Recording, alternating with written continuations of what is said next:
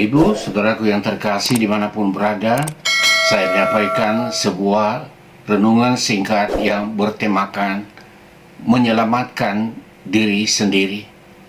Sebagai dasar renungan ini saya membacakan nats firman Tuhan dari kitab Mazmur 49 ayat yang ke-8 sampai ayat yang ke-10.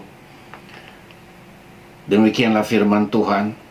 Tidak seorang pun dapat membebaskan dirinya atau memberikan tebusan kepada Allah ganti nyawanya, karena terlalu mahal harga pembebasan nyawanya dan tidak memadai untuk selama-lamanya, supaya ia tetap hidup untuk seterusnya dan tidak melihat lubang kubur. Saudaraku, orang Israel memiliki pengalaman khusus ketika Tuhan membebaskan mereka dari perbudakan bangsa Mesir, di mana melalui Musa mereka diperintahkan untuk menyembelih anak domba Paskah sebelum mereka meninggalkan tanah Mesir. Darah anak domba itu dioleskan di ambang pintu rumah orang Israel di tanah Mesir, dan ketika pada tengah malam malaikat yang membawa maut menjelajah seluruh tanah Mesir, apabila ada darah itu di ambang pintu, maka di situ tidak ada kematian. Tetapi bila mana tidak ada darah itu, darah anak domba, maka setiap anak sulung akan mati. Dan itulah yang terjadi. Jadi ketika pada tengah malam itu hukuman Tuhan dijatuhkan atas Mesir, tidak ada kematian di kalangan orang-orang Israel. Sehingga pengalaman ini meyakinkan mereka bahwa darah anak domba memiliki kuasa membebaskan mereka dari malapetaka.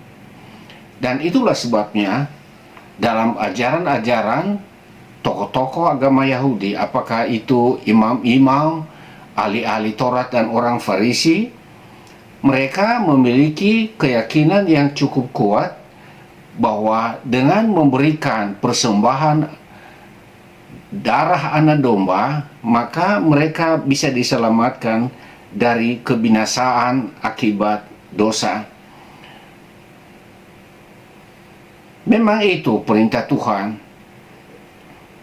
Bila mana mereka bertobat dan mempersembahkan korban untuk memohon pengampunan dari Allah, maka Allah mengampuni mereka. Tetapi anggapan yang demikian dijelaskan oleh firman Tuhan bahwa tidak ada seorang pun yang dapat membebaskan dirinya atau memberikan tebusan kepada Allah. Kenapa? Karena tuntutan Allah untuk keselamatan dari dosa, tidak ada seorang pun manusia yang mampu memenuhinya. Korban-korban yang dipersembahkan di dalam aturan hukum Taurat hanyalah ketetapan yang bersifat sementara sebelum Yesus datang ke dunia sebagai penebus dosa. Itulah sebabnya ketika Yohanes Pembaptis bertemu dengan Yesus, ia menuju kepada Yesus di hadapan murid-muridnya dan berkata, "Lihatlah anak domba Allah yang menghapus dosa dunia."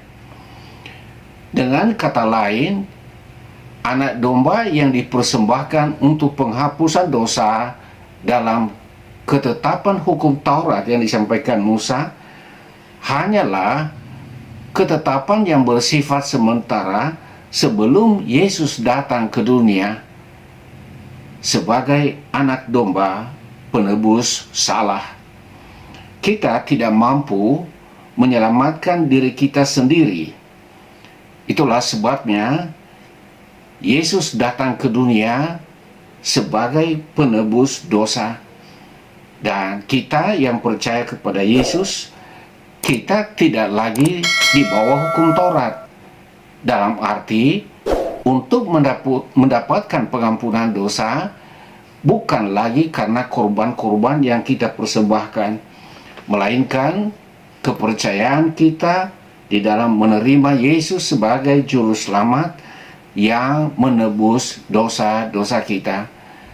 Semoga renungan ini menolong kita agar kita membuka hati menerima ketetapan Allah untuk menyelamatkan kita dari dosa, dan bukan kita berupaya menyelamatkan diri sendiri. Tuhan memberkati.